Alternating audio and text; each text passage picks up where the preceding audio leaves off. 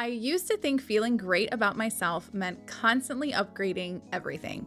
Another viral serum, another workout, another style TikTok said will look good on everyone. But no matter how much money I spent, I always felt like I was just one purchase away from finally having it all figured out. It turns out the biggest glow up doesn't come from chasing more, it comes from making smart investments that last.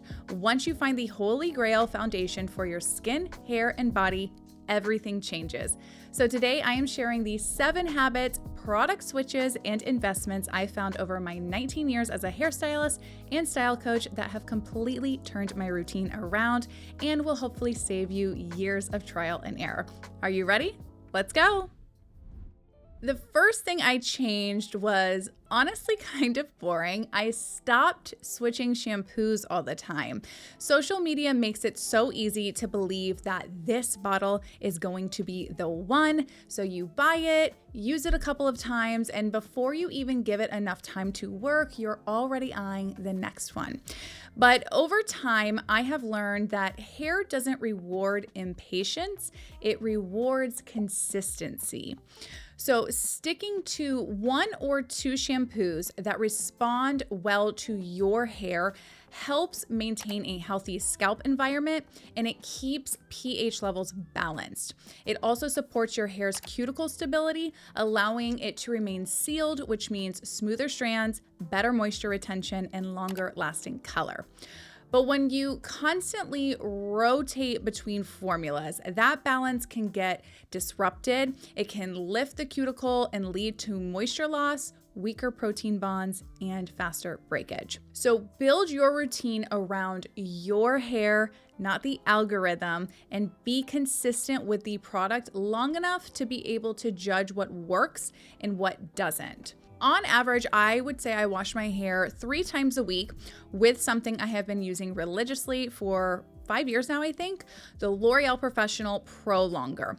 However, I do intentionally alternate between this and Redken's volume injection, which I've been using for well over a year at this point as well. And here is why I do this. So twice a week, I will use the Pro Longer because it's super well rounded and it gives my hair a good dose of both hydration and softness, as well as some repair. And then closer to the weekend, I reach for the volume injection to give my fine hair a little bit more fullness and more volume without making it feel heavy.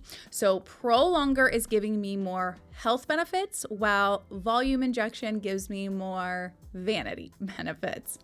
If you have been on my channel for a while, you know that I used to have shorter hair, and as it's gotten longer, it definitely needs more deep conditioning love. So longer hair means more wear and tear on your ends. So to keep mine as healthy as possible, I have gone back to using K18 twice a week. This I find to work best for my longer, fine hair because it weighs it down the least while giving ample repair. You can use this in the shower and rinse it out, or you can use it post shower. You just need to let it sit on for 4 minutes before rinsing or applying your other products. Another great option is Redken's 5-minute liquid mask. This one I would say is a bit more hydrating. It's still gonna give you some repair, but I think it's more hydrating than K18. And I do find it to be heavier for my fine hair, so that's why I opt for K18, but this is a great price point to try. So keep in mind that the longer your hair gets, you need to be more diligent about using a weekly deep conditioning or repair mask. Now, to build your own consistent routine, you need to ask yourself, what does my hair actually need? Does it need hydration because it feels dry? Does it need repair because it is fragile and breaking? Or is it falling flat and you are dying for a little bit of lift? I have made a whole chart for you guys of product suggestions for each need, and I've organized them by hair type. So these products are the ones that I have just gotten great feedback on from clients and coworkers over my 19 years as a hairstylist. You can opt to pause the screen here if you want to write these down, and you can also find them linked in the description and pinned comment below. So if you are on the hunt for a new shampoo, conditioner, or conditioning mask, be sure to check them out below. let's talk about styling products for a moment. The right product can give your hair a styling head start. What product creates the best outcome for the look or feeling in your hair that you're wanting to achieve? For me, that product is a good root lifter. As your hair dries, a root lifter, it supports your roots by giving them a little lift away from the scalp instead of allowing your hair to just sort of collapse onto it. So that lift instantly creates more volume, movement, and can even change the way your face shape and hairstyle are perceived. So this year I have been trying out different brands to see how different brands perform, and I have been testing options from Pureology, Bumble and Bumble, and Kevin Murphy. So both Kevin Murphy and Pureology, these are foam products, which is my preference, and then Bumble and Bumble is a liquid spray.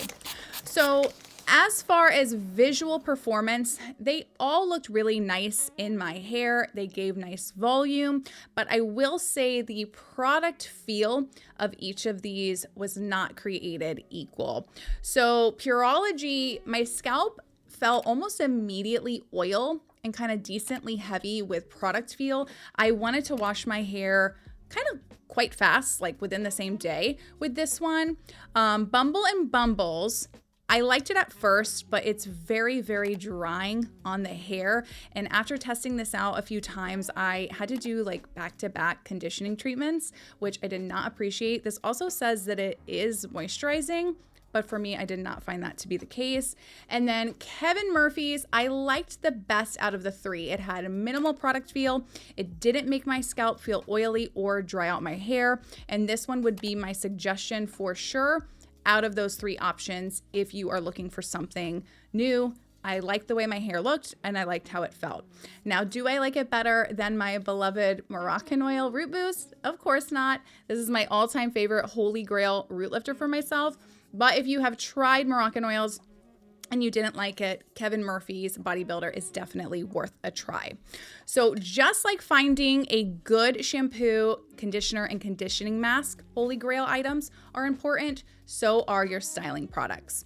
And one little trick that makes a huge difference with root lifters is being strategic with the placement of your product. So if you have a low cranial top, this is where the top of your head is more flat, try concentrating the product through your crown and top section to create more height. This will also help to add the appearance of more length through your face shape. If your face is longer and you want the illusion of more width, you should focus the spray on the sides of your hair to build more volume horizontally. If you have spent any time on skincare, YouTube, TikTok, or Instagram, I bet you have come across people swooning over tretinoin like it is the answer to absolutely everything. You have wrinkles? Tretinoin. Have you got some acne? Tretinoin. Lost your keys?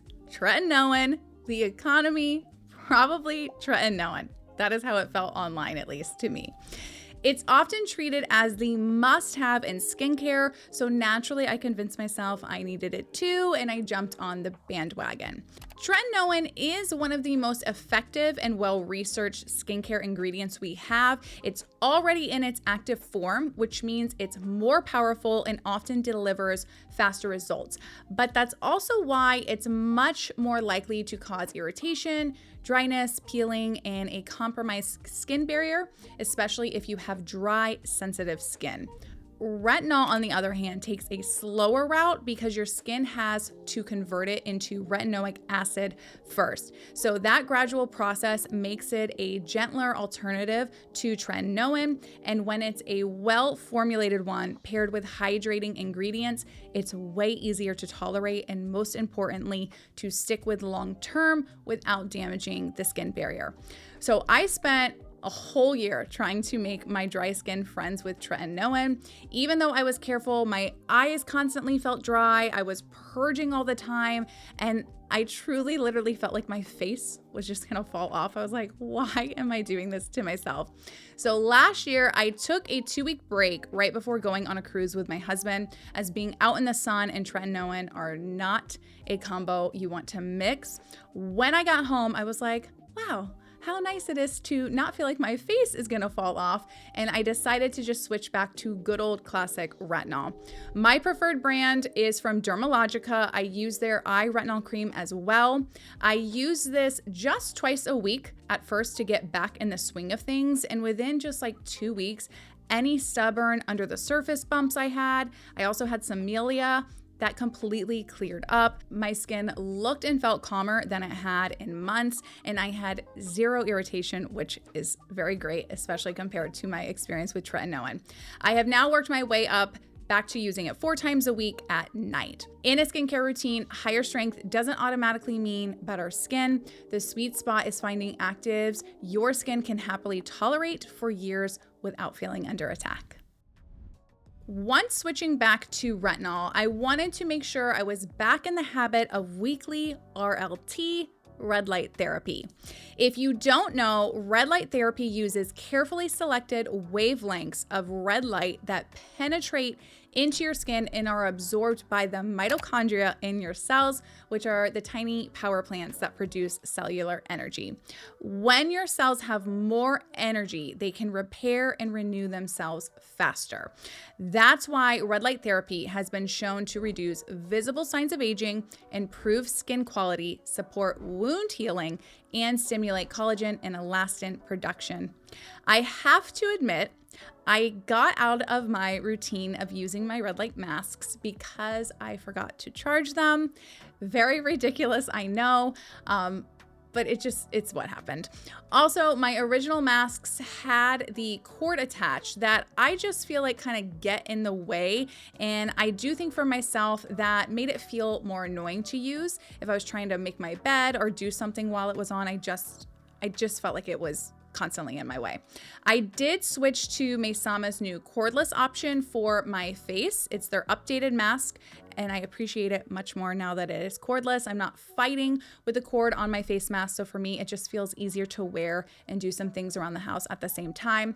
I do still have their old chest plate that I am planning to replace with their new cordless option, so I look forward to being fully cord-free, but down to just 1 cord for me is much better than 2 cords. I use my mask about 4 to 5 times a week, so my routine is the nights I use retinol, I use the red light therapy in the morning. That's just what I have found works for myself. And I do want to share that using it in the morning is more ideal, as that is when your mitochondria are more active. But of course, using it at night is still better than nothing. So find what works for you and stick to it. And if you are on the hunt for a good red light therapy mask, I will leave the one I use linked below. Ironically, one of my highest return investments didn't involve money at all. All it asked was to invest 10 minutes of my day to move my body and do a lymphatic drainage exercise. At the beginning of this summer, I fell out of my diet and exercise routine that I've been doing to lose over 30 pounds the last 1.5 to 2 years.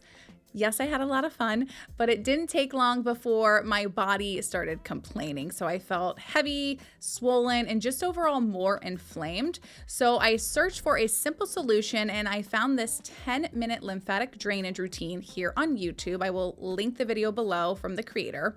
The easiest way to think about lymphatic drainage is as your body's built-in waste removal system. It helps move excess fluid, waste products, and immune cells where they need to go. But unlike your blood circulation, which your heart pumps around your body, your lymphatic system depends on your movement, your muscle contractions, and breathing to keep lymph fluid flowing. So the problem starts when you're less active, stressed, eating bad, and just not moving around enough.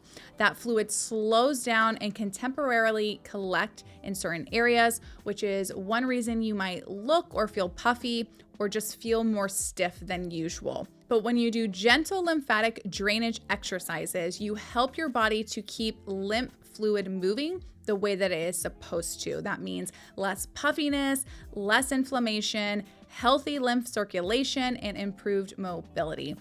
I do this exercise at least 3 times a week, and honestly, after the very first exercise I did, I truly felt amazing, almost similar to how you feel after a good chiropractic or massage appointment. My body felt more loose, and I tend to hold a lot of tension in my shoulders, and I could literally feel the tension releasing. If you want to try it out yourself, start with this simple 10-minute routine, stick with it for 2 weeks and see how your body responds. And I will share the video that I follow in the description below. Getting into the benefits of lymphatic drainage, it also got me in the mood to start running again. I have shared on the channel how I got into rowing last year because I wanted to give my knees a break and also build more muscle from a cardiovascular exercise. Rowing is a very efficient full body workout that engages almost every muscle. Everything gets worked. It is a great exercise, but I found myself just sort of getting a little bored with it and enjoying my lymphatic exercises. I thought, why not add some running back into the mix, because that also helps with lymphatic drainage. I also noticed Brutus, my dog, was getting more lazy than he already is, and he needed more than just our walk in the morning. I really love the way running opens and clears my mind. I get runner's high, and I just find it to be a better stress relief for myself than rowing. And because I'm currently obsessed with lymphatic drainage, it just made sense to get back into the swing of things. I feel like it has been a better ROI for me, if you will, at the moment compared to rowing. But I overall just want to encourage you to find the exercise that makes you feel your best self, whatever it is. If it clears your head, gets your heart rate up, and it gives your body and mind's version of runner's high for yourself, it makes exercise much more enjoyable and rewarding. And if you have an exercise you love doing, please share with me in the comments. I love hearing your routines, and I know it will help others to maybe try something new if they are in an exercise slump. The seventh and final switch was a full-on fashion change. My closet is now fully stocked with clothes that work for both my body shape and color season. When you wear colors within your color season, they reflect light against your skin in a very flattering way. They can make you appear healthier, your skin look brighter, and make your eyes pop, almost like creating a soft beauty filter without using makeup. Colors that clash with your natural coloring can exaggerate shadows, highlight imperfections, or just make something about you look off. Dressing for your body shape, it works the same way. When you pick cuts that create visual balance between your shoulders, waist, and hips, your outfits look way more polished, and it just complements your body in ways you never realize. I've spent the last year and a half updating my closet around my warm autumn palette and my body shape. I didn't replace everything all at once. I just simply analyzed what worked for me that I could keep, what I could maybe style up to make work, and what just simply needed to go. So whenever I bought something new, my choices became more intentional, which slowly transformed my closet over time. I definitely felt the change of this during a recent cruise that I just went on with my husband. Usually I would overthink like every outfit and panic overpack just for, the just in case. But this time packing, it really truly was effortless because the items in my closet fully work for me. I knew that anything I packed would look great. I was able to pack more minimally without the stress of feeling like I wouldn't have enough options, and getting dressed each day on the trip was just super easy. If you've never explored your color season and body shape, I highly recommend you do so. They're two of the best long-term style investments you can make, and together they become a lifelong filter for shopping, making packing dramatically easier, and they also eliminate outfit second guessing forever. I hope you feel inspired to try one of these habits, or that this video helps you to create new ones for yourself. In the meantime, if you want to hear more about discovering your own color season and body shape, you can hear more about that in this video right here. I hope you enjoyed this week's video. Drop a heart emoji in the comments if you did. Thanks for watching, and I will see you on the next one. Bye.